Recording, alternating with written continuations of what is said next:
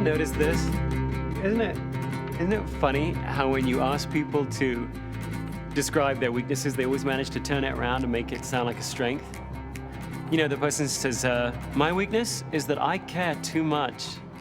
Or the girl who says, my weakness is that I'm just too much of a perfectionist. It is kind of funny how we do that, but I suppose it's understandable because we want to make ourselves look as good as we can to everybody else, right?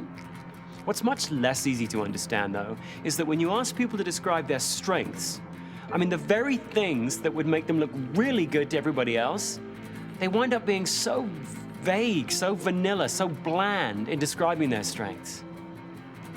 I mean, after a lifetime of interviewing people about their strengths, do you want to know the most common answer? Like, if you were to bet money on what answer will I hear when I ask that person, this is the answer you'd make your money on. I like dealing with people. Yes, I do. People. No mention of which people, whether it's strangers or friends or colleagues or guests, it's just people. I like dealing with people. If you're going to get to be one of the 2 out of 10 that plays to their strengths most of the time, that takes control of their day, their hours, their minutes at work, then you got to become good. You got to get really good. You got to get very detailed, very specific at describing your own strengths. I mean, I like dealing with people. What is that? Which people? What are you doing with the people? Are you selling to them? Are you serving them? Are you taking care of them? Are you responding to their needs? If you like selling to them, are you selling to a lot of different people during the course of a day? Do you really like getting to know people who are strangers, winning them over, getting them to like you, then selling to them, then moving on like a retail environment? Or do you like building a really long-term, established, authentic relationship with someone and only then trying to persuade them to buy what you have to sell? Well, boy, those are 2 really different things. Or maybe you don't even like closing at all. You don't want to get a close. You just want to build influence. Well, which one of those applies to you?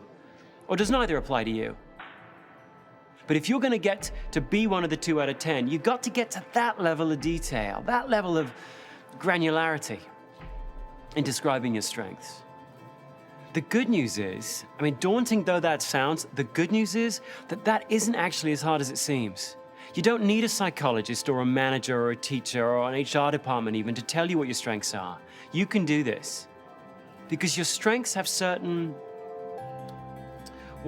signs to them, certain sort of telltale signs, characteristics. And if you look back at your week, last week at work, and you try and look for those signs, you'll be able to filter them out and I think be able to see from those signs what your true, most dominant, most powerful strengths are.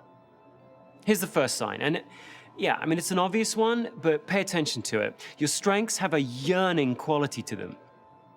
They're like a force inside you trying to get out. So watch to see which activities last week did you look forward to doing? Which activities did you find yourself volunteering for?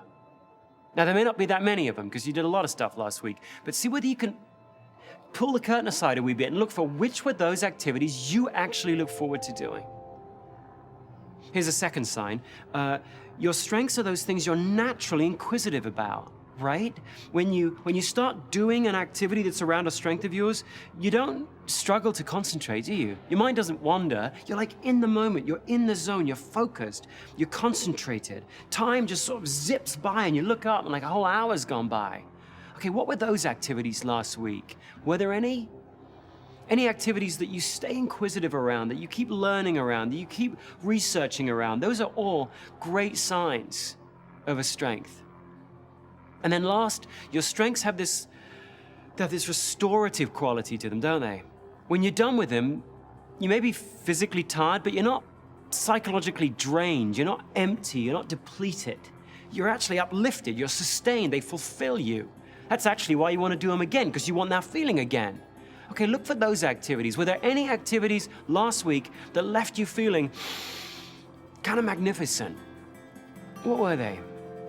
Look back for those 3 clues. Which activities did you look forward to? Which activities did you stay inquisitive around and in the moment? And which activities left you feeling strong and magnificent? You see anything? Really, try it. Just look back. Do you see anything emerging? Any activities? Any patterns there last week where you can see some of those signs, when I do that, three things come to mind for me. Three strengths sort of come to the fore.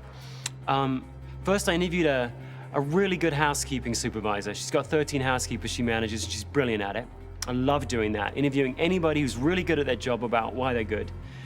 Second, I gave a presentation when I'd prepared. I'm not good and I don't like giving presentations when I haven't. I need to know my stuff, get prepared. And if I've done that, then I kind of like giving a presentation. And then third, I read an article, took notes on an article about the New Zealand rugby team, which, would you believe, is, and always has been, the best rugby team in the world, which is kind of weird because there's only 3 million people on those islands. There's more sheep than New Zealanders, and yet somehow they always wind up beating teams from countries, 10 times their size. Love doing that, interviewing and studying and reading up on organizational excellence, particularly mysterious organizational excellence like that. Picking out activities like that, for me, is really important work because those three activities, interviewing someone who's excellent at their job, giving a presentation when I'm prepared, and researching organizational success, those three things are strengths of mine.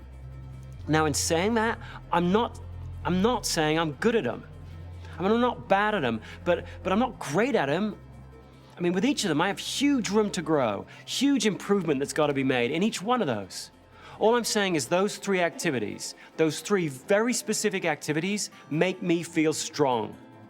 And that's the best definition of a strength, for you as well as for me, for everybody. A strength is an activity that makes you feel strong.